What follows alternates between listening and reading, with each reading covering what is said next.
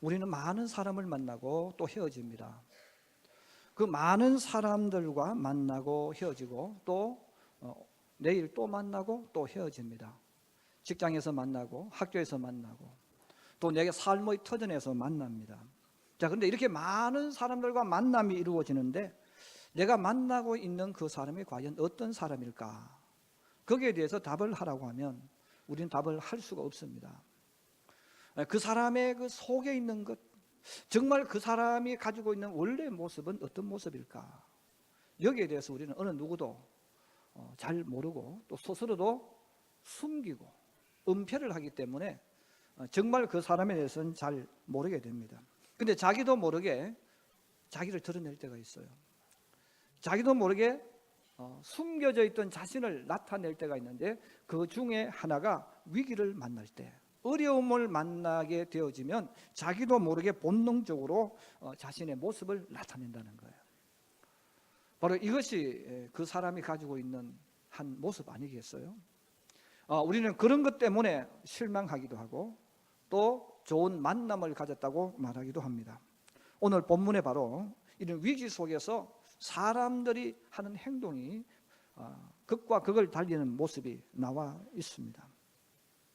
그럼 위기를 만났을 때 사람들은 어떤 행동을 하는가? 저는 오늘 본문에 있는 것 두 가지를 가지고 말씀을 나누려고 합니다.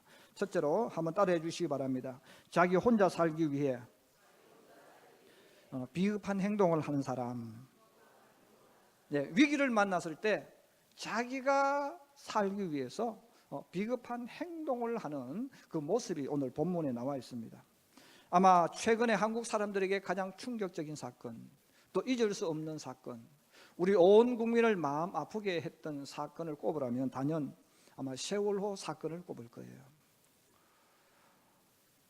2014년 4월 16일 일어났던 이 세월호의 이 아픔과 이 사건은 아마 모든 국민들의 가슴 속에, 아픔 속에 늘 남아 있을 것입니다.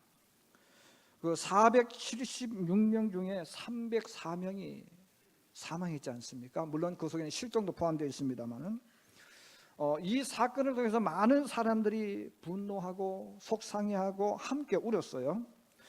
이렇게 분노한 그 이유 가운데 하나가 많은 사람이 죽었다는 것도 있지만 더 분노를 일으켰다는 것은 그 선장의 행동 때문에 그랬습니다.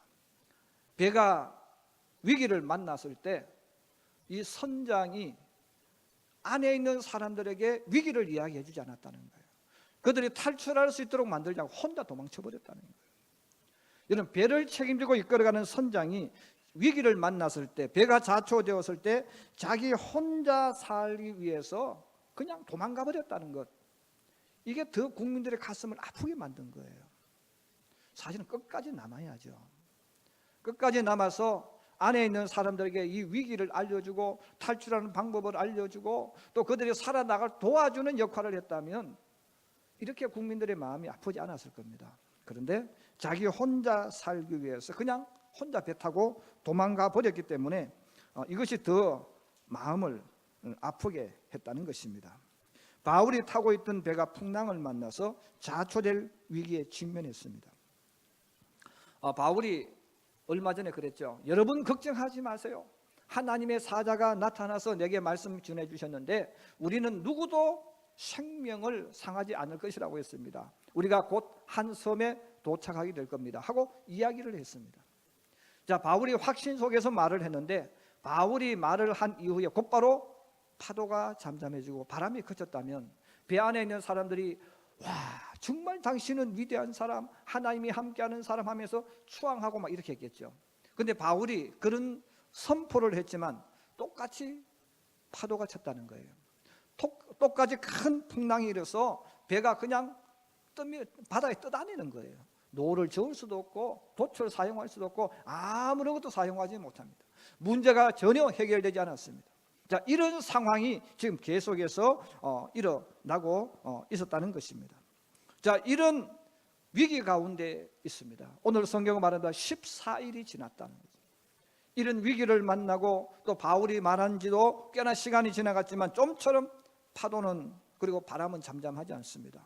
배는 계속해서 정처 없이 바다 위를 떠돌아 다니고 있습니다. 자, 이럴 때에 깜깜한 밤이 되어졌는데 이 배를 오랫동안 운전하고 다녔던 뱃사람들, 이 사공들은 예감을 했다는 거예요. 이런 상황 속에서 지금 우리 배가 풍랑을 만나고 떠돌아다니지만 육지가 분명히 이 부근에 있다. 그걸 직감적으로 깨달았다는 거예요. 깨달았으니까 그들이 바다에 줄을 내려서 지금 바다가 깊이가 어느 정도에 측정을 했다는 거예요. 이 측정을 하니까 우리 한국어로 표현하면 6m 깊이가 되어졌다는 거예요. 6m라는 것은 아직 깊지 않다는 뜻 아니겠어요? 그리고 계속 배가 조금 더 흘러갔습니다. 다시 재어보니까 한 4m 50 정도 되는 깊이의 배가 떠 있었다는 거예요. 그럼 이제 무언가는 모르지만 이 부근이 지금 깊은 바다는 아니에요. 어느 육지에 가까워졌어요. 그러면 육지에 가까워졌다는 것은 이 육지에는 바위가 많고 얕기 때문에 암초를 만날 수가 있습니다. 자, 암초를 만날 수 있으니까 이 선원들이 배가 움직이지 못하도록 닻을 4개를 내렸다는 거예요. 사방으로 닻을 4개를 내려서 배가 움직이지 않도록 만들어 두었습니다. 그런데 파도가 계속 찹니다. 그리고 배 안에는 276명이 타고 있었습니다. 자, 이렇게 276명이 타고 있고 파도는 계속 일어나고, 그러면 이 배는 이제 닻을 내렸으니까 움직이지 못합니다.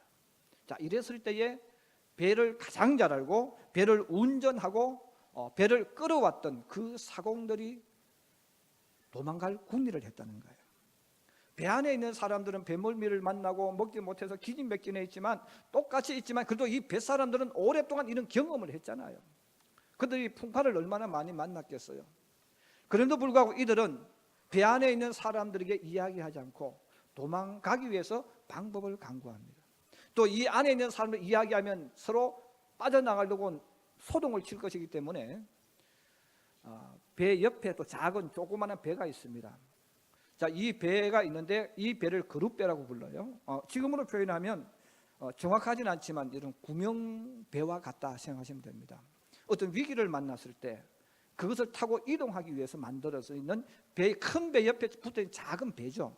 자, 이 그룹배를 아무도 모르게 사공들이 자기들끼리 연락해가지고 이 배를 내려야 되는데 사람들이 눈치를 챌 것 같으니까 우리가 돛을 내린다는 핑계거리를 만들어서 돛을 내리는 척하면서 이 그룹배를 내렸다는 거예요. 그걸 누가 눈치챘느냐 하면 바울이 눈치챈 거예요. 그 바울이 보니까 이 사람들이 배 안에 있는 선원들을 이 폭우 속에서 폭풍 속에서 안전하게 이끌어 가려고 하는 게 아니라 자기들이 지금 살아남으려고 이 작은 배를 타고 도망가 버리려고 지금 하고 있더라는 거죠. 그래서 바울이 옆에 있는 이 백부장들과 군인들에게 말을 합니다. 여러분, 이 사람들이 배에서 도망가면 다 죽습니다. 빨리 저 그룹배를 내린 저 줄을 끊어버리라. 그래서 군인들이 아마 전에 같으면 말을 안 들었겠죠. 또 그들이 바울의 말을 안 듣고 선장과 선주의 말을 듣고 항해를 했다가 지금 이 위기를 만났지 않습니까? 바울이 그 말을 하니까 즉각 행동으로 옮겨버렸습니다. 그래서 그룹배를 내렸는데 그 묶고 있던 끈을 잘라버리니까 그룹배가 그냥 바다에 떠나가 버렸습니다. 여러분, 사공이 배를 운전하는 사람들이 도망가면 그 배가 어떻게 되겠어요? 이것은 꼭 이와 같습니다. 차를 몰던 운전자가 갑자기 사라져 버리는 거예요. 지금 차 안에는 손님들이 가득 타고 있는데 운전자가 갑자기 공중으로 사라져 버렸다 생각해 보세요. 그러면 그 차는 어떻게 됩니까? 그 차 안에 있는 사람들이 얼마나 비참하게 되겠어요. 자, 이와 같이 위기를 만났을 때 책임져야 될 그 사공들이 자기들만 살겠다고 그 안에 있는 사람들이 죽든지 살든지 전혀 관심을 가지 않고 도망가려고 했던 이 추태, 이 비겁하고 비열한 행동이 오늘 본문에 나와 있다는 겁니다. 바로 예수님의 제자들도 마찬가지 행동을 보여주었죠. 겟세마네 동산에서 예수님이 갑자기 로마 군인들에게 붙잡혔을 때에 성경이 이야기합니다. 제자들이 다 버리고 도망갔다. 36개를 쳐버렸다는 거예요. 예수님이 우리 꿈이고 예수님이 우리 희망이고 예수님은 우리 미래라고 생각하면서 예수님을 따라갔던 그 제자들이 붙들려 가는 순간에 다 도망갔어요. 왜 도망갔겠습니까? 자기 살려고 도망갔지 않겠어요? 바로 이 모습은 오늘을 살아가는 대부분 우리들의 모습입니다. 어려움을 당하지 않고 내가 무엇을 있을 때는 큰 소리 치지 않습니까? 나는 의리 있는 사람, 나는 내가 한 말에는 반드시 책임진다고 이야기하는 사람 아니겠어요? 근데 막상 어떤 위기를 당하고 어려움을 당하면 뒤집어 버리는 거죠. 내가 살아남기 위해서 다른 사람이 피해를 입든 다른 사람이 어떤 일을 당하든 거기에는 관심을 가지지 않는다는 거예요. 이런 사람이 바로 누굽니까? 바로 내 자신이 될 수 있다는 거예요. 우리는 다른 사람에 대해서 저 사람이 어떻고 많은 이야기 하지만 실제로 그런 위기와 막다른 골목에 섰을 때 나도 저 사람하고 똑같이 행동할 수 있다는 거예요. 내가 리더자가 되어졌을 때에 정말 내가 어떤 위기가 오고 어려움이 왔을 때 그 어려움을 돌파하고 그 일을 위해서 내가 전진하는 사람이냐 아니면 피해서 도망가 버리는 사람이냐, 회피해버리는 사람이냐. 사공들은 도망가는 사람이잖아요.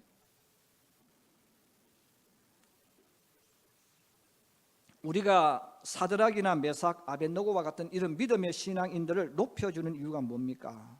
그들이 성공해서 그렇습니까? 돈이 많아서 그렇습니까? 많이 배워서 봉사를 많이 해서 그렇습니까? 아닙니다. 우리가 이들을 높여주는 이유는 이들은 비겁하지 않았다는 거예요. 이들은 자기 혼자 살기 위해서 배반하고 배신하고 도망가는 그런 삶을 살지 않았다는 것입니다. 그러는 위기를 만났을 때도 또 이것 때문에 내 모든 생명이 끊어지는 한이 있지만 그들은 뒤로 물러가지 않고 도망가지 않았어요. 비겁하지 않았다는 거예요.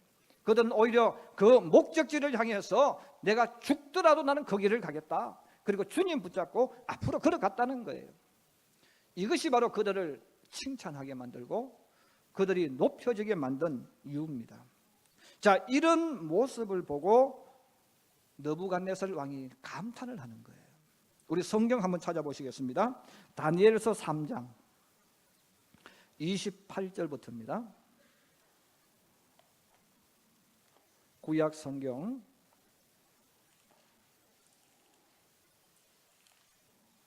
다니엘서 3장 28절에서 30절 말씀입니다. 1237쪽.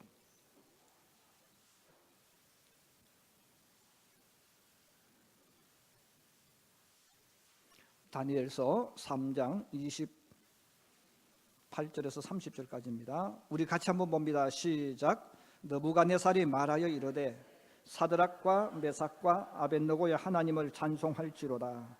그가 그의 천사들을 보내사 자기를 의뢰하고 그들의 몸을 바쳐 왕의 명령을 거역하고 그 하나님 밖에는 다른 신을 섬기지 아니하며 그에게 절하지 아니한 종들을 구원하셨도다. 그러므로 내가 이제 조서를 내리노니 각 백성과 각 나라와 각 언어를 말하는 자가 모두 사드락과 메삭과 아벳느고의 하나님께 경솔히 말하거든 그 몸을 쪼개고 그 집을 거름터미로 삼을지니 이는 이같이 사람을 구원할 다른 신이 없느니라 하더라. 왕이 드디어 사드락과 메삭과 아벳느고를 바벨론 지방에서 더욱 높이더라. 할렐루야. 이 느부갓네살 왕이 왕으로 있으면서 이런 얼마나 많은 신하들을 받겠습니까? 자기가 많은 신하들을 받는데 이 신하들이 앞에서는 아첨하고 충성하는 것 같고 국가를 위해서 하는 것 같지만 사실 그들은 비겁하다는 거죠. 만약에 다른 신하들이 자기처럼 금신상에게 절하지 않으면 죽인다고 말하고 모든 걸 빼앗아 간다고 말하면 그들은 살아남기 위해서 금신상에 절할 거라는 거죠. 그리고 다음에 또 잘하면 되지 이렇게 말하면서 위기를 피한다는 거예요. 사실은 이 세 사람은 왕의 명령을 거역했어요. 그런데 오늘 뭐라고 말합니까? 그들의 몸을 바쳐 왕의 명령을 거역하고 자기 명령을 거역한 것을 높였다는 거예요. 왜? 이것은 일반인은 그렇게 못한다는 거예요. 여러분, 왜 하나님을 믿는 신앙인이 존경을 받습니까? 도망가지 않기 때문에 그런 거예요. 비겁하지 않기 때문에 하나님을 믿는 사람들이 존경을 받았던 거예요. 내가 약속을 했다면 그 약속을 위해서는 희생이 와도 전진하는 거예요. 내게 어떤 불이익이 와도 설령 내가 하나님 때문에 직장에서 쫓겨나고 사업의 위기가 온다 할지라도 나는 그래도 하나님 붙잡고 가겠다는 거예요. 여러분, 그 마음을 보고 세상 사람들이 이건 우리가 못 가지는 거예요.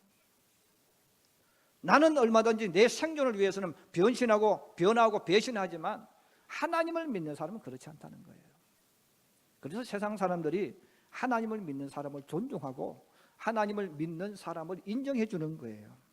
그런데 우리가 오늘 이 사공들처럼 내가 먼저 살아남기 위해서 신앙이 변질되어지고 하나님을 믿었다가 말았다가 교회 나갔다가 말았다가 이렇게 한다면 어떤 사람이 그 사람을 믿어주겠습니까?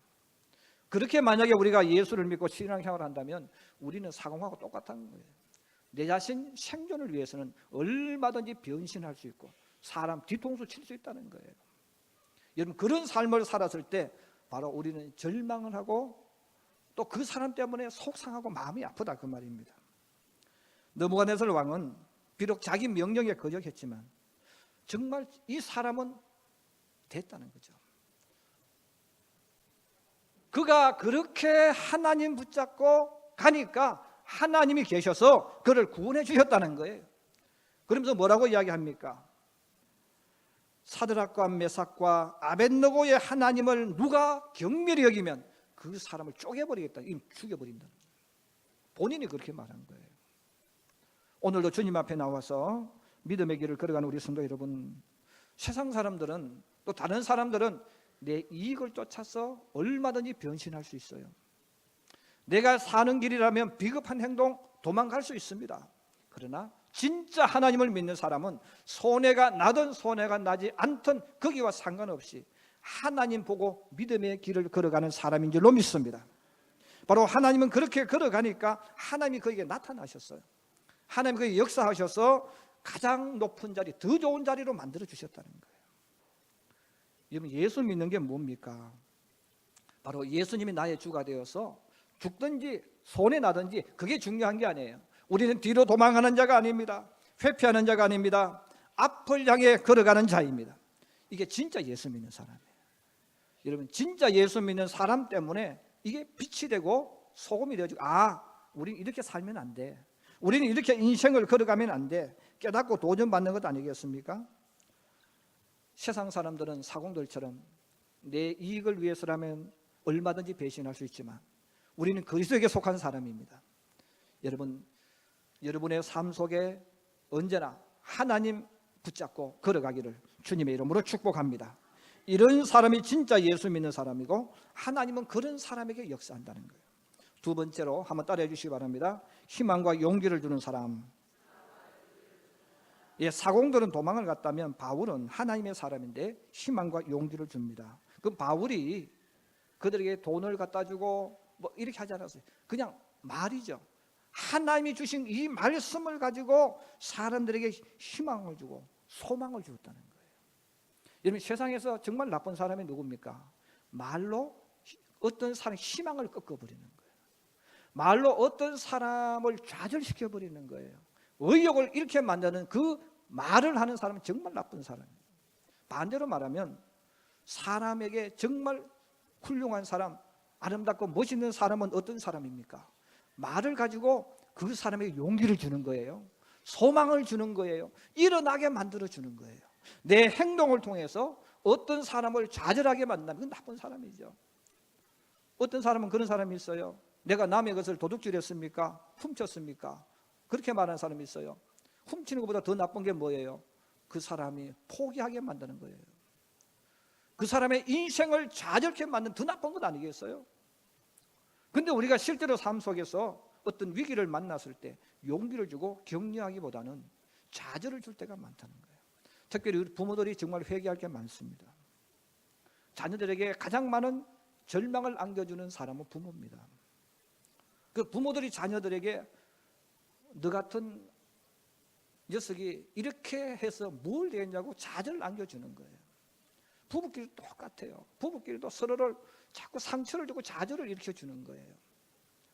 또 자녀들도 부모에게 비수를 꽂아요. 부모가 엄마가 내한테 해준 게 뭐가 있냐고, 우리 아버지가 내게 해준 게 뭐가 있냐고 비수를 꼽는단 말이에요.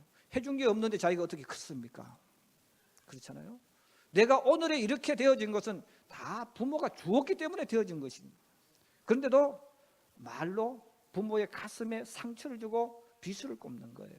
부부끼리도 똑같아요. 바로 위기, 어려움 속에서 진짜 하나님의 사람은 하나님의 말씀을 전해주는 것인데, 하나님의 말씀은 용기요 소망입니다. 그래서 오늘 바울도 지금 지쳐 있는 거예요.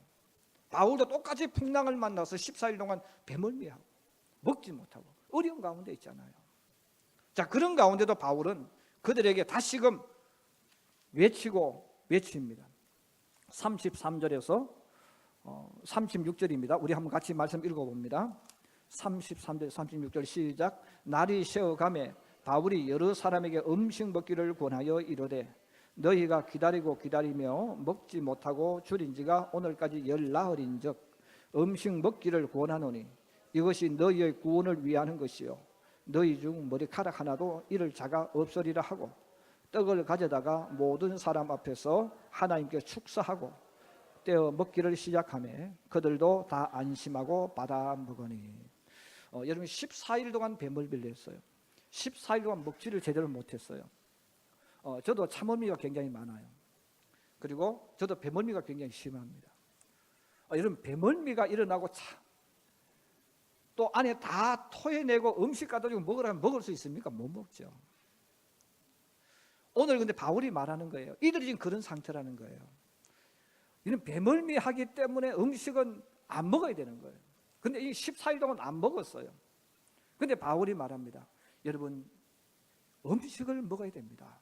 이 음식을 먹어야 이 음식이 우리를 구원하게 되고 이 음식을 먹어야 힘을 얻어서 이 위기를 이겨나갈 수 있습니다. 그리고 전에 이야기한 것처럼 하나님이 우리를 이끌어 가시기 때문에 한 사람의 머리카락도 다치지 않을 겁니다. 걱정하지 말고 먹으세요. 그러면서 자기가 떡을 가지고 와서 먹었다는 거예요. 이 바울이 음식을 먹는데 맛있어 먹었겠어요? 받아들이지 않지만 그는 앞서 행동을 통해 먹는 거예요. 사람들이 저 바울도 우리와 똑같이 배멀미하고 똑같이 지쳐있고 똑같이 힘든데 바울이 먹는구나, 우리도 먹자. 그리고 그들이 먹기 시작했다는 거예요. 여러분 하나님을 믿는 사람은 바로 사람들에게 소망을 주는 사람입니다. 우리가 가진 것이 무엇이겠습니까? 우리는 하나님 말씀을 가졌지 않습니까? 믿음을 가졌지 않습니까? 그러면 우리는 세상에 살아가면서 많은 사람을 만났을 때에 내가 가지고 있는 것 가지고 그들에게 소망을 줄 수 있기를 주님의 이름으로 축복합니다. 그래서 우리가 이 소망을 줄 때 그들은 그것을 통해서 일어나는 거예요. 바울 때문에 그 배 안에 있던 사람들이 다시금 희망을 가지고 음식을 먹으면서 기운을 차리는 것처럼 우리도 사람들에게 바로 하나님 말씀을 통해서 용기를 주고 힘을 줄 때 일어나게 된다는 거예요. 마지막으로 다윗에 대한 이야기 하나 하고 마치려고 합니다. 다윗이 아들 압살롬이 반란을 일으켰을 때 정신을 잃어버렸습니다. 그 전쟁에서 오랜 세월 얼마나 많은 전쟁을 했습니까? 그런데 자기가 가장 믿고 사랑했던 아들 압살롬이 갑자기 반란을 일으키니까 이 정신에 이게 정리가 되지 않는 거예요. 그래서 성경에는 그렇게 나와 있습니다. 일어나 도망하자. 그렇지 아니하면 우리 중 한 사람도 압살롬에게 피하지 못하리라. 빨리 가자.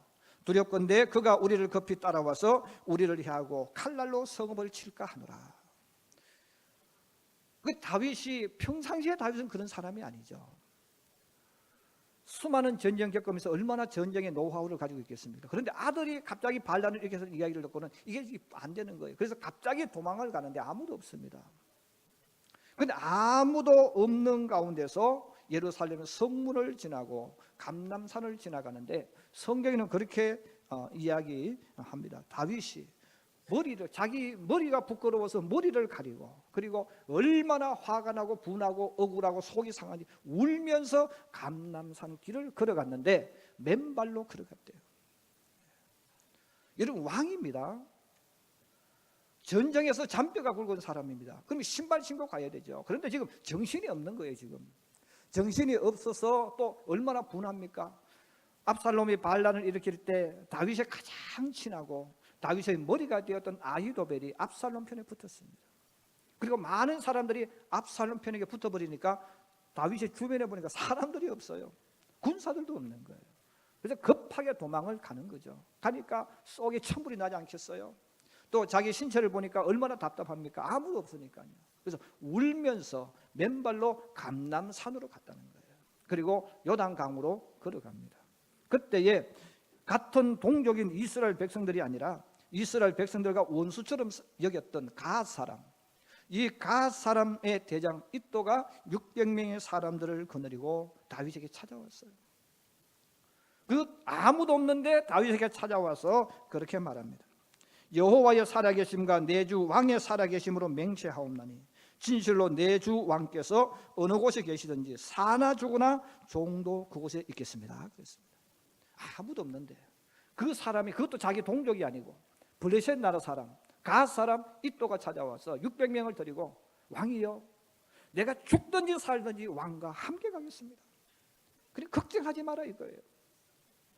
여러분 그 말이 얼마나 위로가 되겠어요. 그리고 다윗의 오랜 친구인 후세가 요단강에 다다랐을 때 찾아왔어요. 다윗이 말합니다. 나를 따라오지 말고 예루살렘으로 돌아가라. 여러분 예루살렘에 돌아가면 압살롬이 있습니다. 압살롬이 점령해서 있게 되어지는데 그럼 압살롬은 알아요. 우리 아버지의 친구 중에 친구, 우리 아버지의 신복 중에 신복 후세입니다. 잘 알아요. 근데 그 후세가 돌아와서 압살롬에게 항복하고 이제는 당신을 위해서 살겠다고 하면 믿어주겠어요? 죽여버리죠. 다윗 왕의 충복 중에 충복인데, 그런데 다윗이 후세에게 그렇게 말하는 거예요. 나를 따라오지 말고 예루살렘으로 돌아가서 압살롬에게 항복해라. 그리고 나를 위해서 꾀를 내어서 이길 수 있도록 방법을 강구하라 그랬습니다. 여러분 그 길은 죽으러 가는 길이에요. 근데 후세가 말하지 않습니다. 예, 가겠습니다. 돌아갔다는 거예요. 위기에 빠져 있는 다윗, 아무도 없는 다윗이지만 바로 이 몇 사람의 그 말, 나는 사나 죽으나 왕과 함께 있습니다. 왕이 말씀하시면 내가 죽는 줄 알지만 예루살렘으로 돌아가겠습니다. 바로 그들의 행동 이 하나가 다시금 다윗을 정신 차리게 만들고 재정비를 하게 만들어서 압살롬의 반란을 정복하게 만듭니다. 사랑하는 우리 성도 여러분, 우리가 인생을 살아가면서 어려움을 당하지 않으면 얼마나 좋겠습니까? 그러나 살아가다 보면 우리에게 다양한 모습의 위기가 만납니다. 찾아옵니다. 여러분 그런 위기가 찾아올 때에 바로 또 나뿐 아니라 내 가장 가까이 있는 사람들에게도 인생의 위기가 찾아올 때 있어요. 여러분 그럴 때에 그들에게 소망을 주고 용기를 주고 희망을 줄 수 있는, 이 말을 할 수 있는 하나님의 사람이 되기를 주의 이름으로 축복합니다. 그들을 좌절시키고 스스로 무너지게 만들고 그들을 상하게 만드는 그런 사람이 아니라 오늘 바울처럼 내가 스스로 채찍질하고 일으켰어. 똑같이 힘들고 어렵지만 내가 그들에게 용기를 주고 희망을 주므로 나도 살게 하고 그들도 살게 만드는, 이것이 바로 빛이요 소금으로 부르받은 우리의 모습입니다. 여러분 그런 아름답고 멋있는 모습으로 이 땅을 달려가는, 그래서 사람들이 역시 예수 믿는 사람은 달라, 여러분 이렇게 고백할 수 있도록 우리 삶을 만들어가는 온 교회가 되기를 주의 이름으로 축복합니다. 축복합니다.